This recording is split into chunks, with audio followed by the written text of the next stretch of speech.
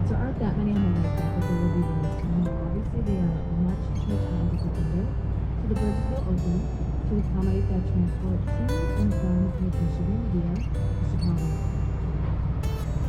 Today, what is called the Ballet Bridge is Wednesday and Saturday mornings. The bridge is open in succession. You see the boats here making an for some lake. It's actually very accommodating to see this.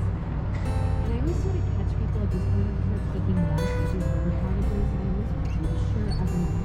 And I will definitely talk about these in just a few minutes when we come back around. This mental image here in front of you. Just so you know, I'm referring to a little bit better the river cottages.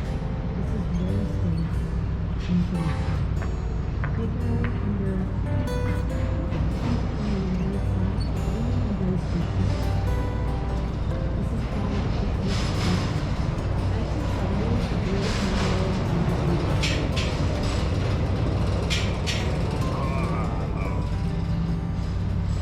Brutalism refers to broad, exposed pictures, central and these are nicknamed the corn clock towers for very obvious reasons.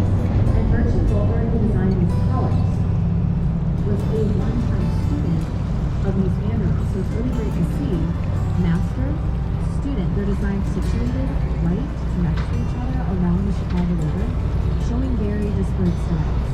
The overall work primarily with right angles, as you see here. Merchant Goldberg did not, as you see in these towers. Goldberg said, there are no right angles found in nature. Therefore, he didn't include them in any of his designs. So these towers are very conceptual. They were designed to be a city within a city, complete back in 1964. This was an era before leaving downtown. Moving to the suburbs, Goldberg wanted to provide an incentive for people to stay downtown. So all of those suburban amenities that people were waiting for would be included in the towers. You would have your home, parking, office space, dry cleaner, daycare, grocery store, everything would literally be contained, so conceptually, it would never be clear.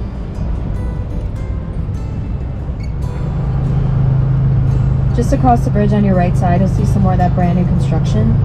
Bank of America will be taking up the majority of the space designed by Getch and Partners, standing at just about 800 feet tall. This is a really big change. The building that used to be on this plot of land, they knocked it down about 4 years ago to make room for this.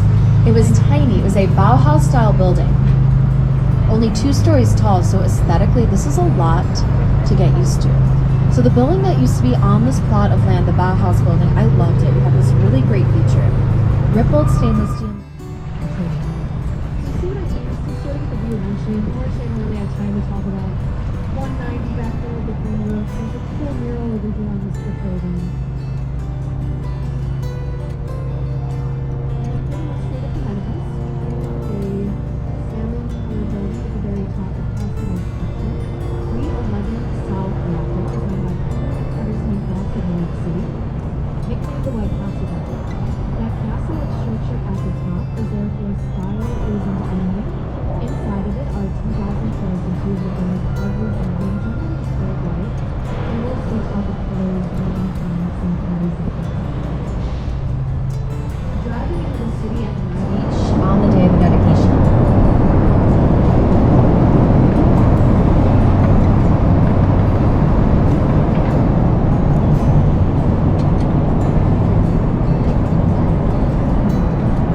So if you look just up ahead on your left side, you're going to see a newer building. Blue tinted glass, 3 ascending towers, the tallest of which is just shy of 1,200 feet, becoming the 3rd tallest building in the city of Chicago. So this is called the St. Regis, designed by Jeannie Gang. She is head of Studio Gang, Chicago architect, Chicago native.